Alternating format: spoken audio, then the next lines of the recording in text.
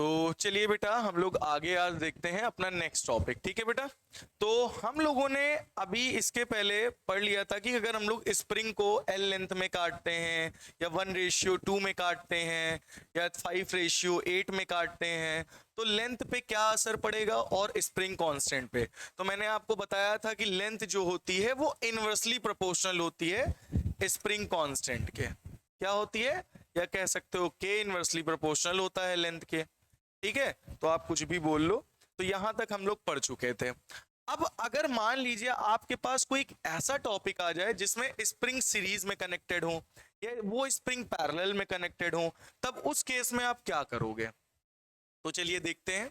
जैसे मान लीजिए आपके पास एक स्प्रिंग ये है, एक स्प्रिंग ये है और इससे मास कनेक्टेड है m, और इस मास m पर बेटा हम फोर्स लगा रहे हैं f।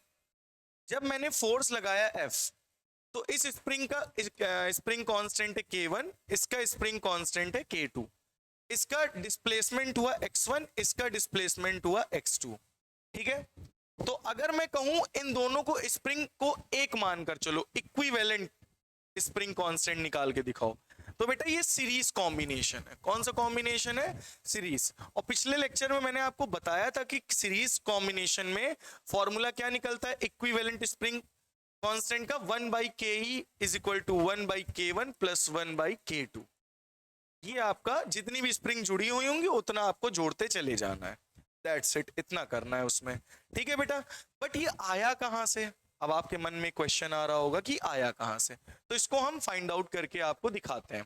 तो जैसे देखिए बेटा, अगर मैं इसका टोटल इक्विवेलेंट बनाऊं तो इस टोटल को एक स्ट्रिंग मान लूं, तो इसके टोटल का इक्विवेलेंट क्या हो जाएगा, के ई।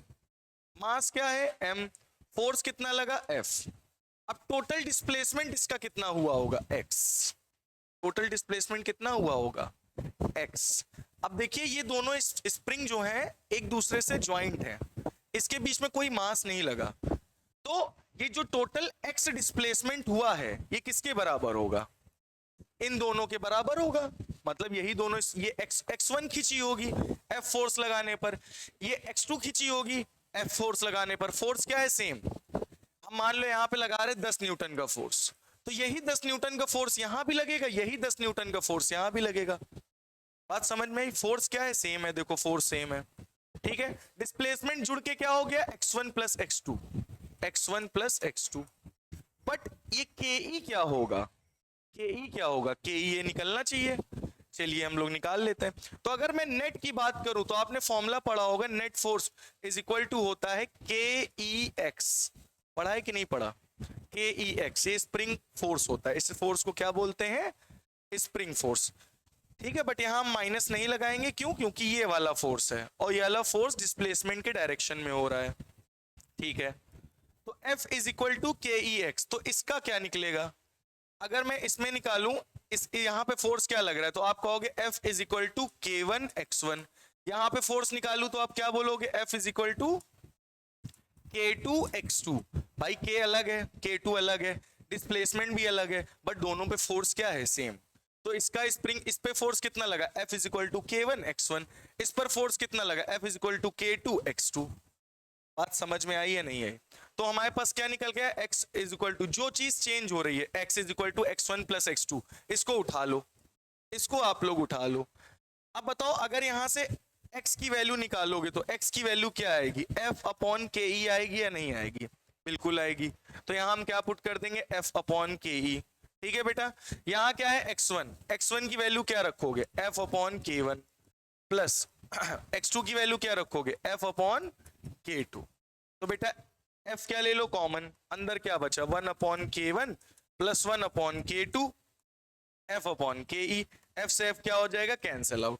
1 upon K E is equal to 1 upon k1 plus 1 upon k2। आपका ये निकल आया स्प्रिंग कांस्टेंट, जब किसमें लगी हुई होंगी, सीरीज में। ठीक है, जब सीरीज में लगी हुई होंगी तो जो फोर्स आप लगा रहे हो वही फोर्स फर्स्ट वाली स्प्रिंग पर, वही फोर्स सेकंड वाली स्प्रिंग पर लगेगा, बट डिस्प्लेसमेंट दोनों का अलग अलग होगा। क्यों, क्योंकि इसका स्प्रिंग कांस्टेंट K1 है, इसका स्प्रिंग कांस्टेंट K2 है, दोनों अलग अलग, कोई ज्यादा खींचेगा कोई खींचेगा। तो इसका डिस्प्लेसमेंट x1 हुआ, इसका डिस्प्लेसमेंट x2 हुआ। तो मान लिया मैंने टोटल ये, तो टोटल इसका ये निकला, टोटल डिस्प्लेसमेंट कितना हुआ x, x बराबर x1 plus x2, total displacement क्या हुआ x1 प्लस x2। फोर्स अभी भी F लग रहा है, तो इसका फोर्स कितना होगा F is equal to K1 x1, इसका फोर्स कितना होगा F is equal to K2 x2, इसका फोर्स कितना होगा F is equal to KE x, और KE कितना है वही हमें निकालना है, ये निकाल दिया हमने। बोलो समझ में आया? x की वैल्यू रखा, x1 की वैल्यू रखा, x2 की वैल्यू रखा, F कॉमन लेके काट दिया, आपका निकल आया। अब पिछले लेक्चर में हम लोगों ने पैरेलल कॉम्बिनेशन भी किया था, अगर आप सभी बच्चों को याद हो, या आप सभी बच्चे स्क्रीनशॉट ले लीजिए या नोट डाउन कर लीजिए कॉपी में पॉज करके, ठीक है। चलिए आगे बढ़ते हैं। तो हमारे पास मान लो अब की बार दो स्प्रिंग है बेटा, और वो पैरेलली लगी हैं। देखो ये दोनों पैरेलल स्प्रिंग है और एक ही मास m से कनेक्टेड है, इस पर भी फोर्स लग रहा है F। तो बेटा ये बताओ, इस पर स्प्रिंग कांस्टेंट क्या है K1, इसका स्प्रिंग कांस्टेंट क्या है K2। अच्छा मान लो मैं यहाँ 10 न्यूटन का फोर्स लगा रहा हूं, कितने न्यूटन का, 10 न्यूटन का F फोर्स लगा रहा हूं। तो बेटा ये F फोर्स दोनों पे सेम लगेगा, बताओ। सेम तो नहीं लगेगा ना, क्या लगेगा, कुछ फोर्स इसमें जाएगा और कुछ फोर्स इसमें जाएगा, मतलब F1 फोर्स इसमें, F2 फोर्स इसमें, फोर्स क्या हो गया, डिवाइड हो गया अकॉर्डिंग टू स्प्रिंग, ठीक है। तो इसमें मान लो 6 न्यूटन गया होगा, इसमें 4 न्यूटन गया होगा, स्प्रिंग कांस्टेंट पे डिपेंड करता है। तो जब यहाँ पे F फोर्स लगा के पैरेलल स्प्रिंग को खींचोगे तो फोर्स बेटा जो होता है पैरेलल में डिवाइड हो जाता है। फोर्स क्या हो जाता है पैरेलल में, डिवाइड। भाई हम पैरेलल स्प्रिंग को खींचेंगे तेजी से तो हमारा फोर्स जो है पैरेलल में डिवाइड हो जाएगा, बट डिस्प्लेसमेंट डिवाइड नहीं होगा।